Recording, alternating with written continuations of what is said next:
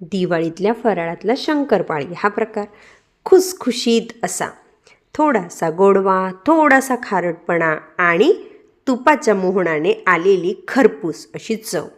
आहाहा, ऐकायला कसलं सुंदर वाटतंय. पण तुम्हाला माहीत आहे का, आपलं आयुष्य देखील असंच आहे. असं म्हणजे कसं, तर एका अगदीच मातीच्या ढिगाऱ्याला म्हणजे त्या कणकेमध्ये थोडंसं साखर घालायची असते. पण फक्त साखरेने काम होत नाही, चवीपुरतं मीठही मात्र लागतं. आणि ह्यावरून काय समजतं, फक्त हसून आयुष्य बनत नसतं, थोडेसे भांडणं देखील तुमच्या आयुष्याला उभारूनच आणतात. बरं, मोहन घातल्याशिवाय खरपूसपणा मात्र यायचा नाही. पण हे मोहन घालताना असं वाटतं की त्या पिठाला आपण तुकडे पाडतोय की काय, गाठी बनवतोय की काय. ह्यातच तर खरी मेख आहे.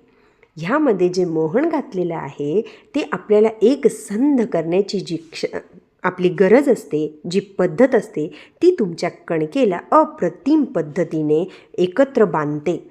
आणि तुम्हाला माहिती आहे का, जेव्हा नवीन लग्न होतं ना आपलं, आपणही असेच कुठेतरी त्या घराचा एक वेगळा भाग असतो.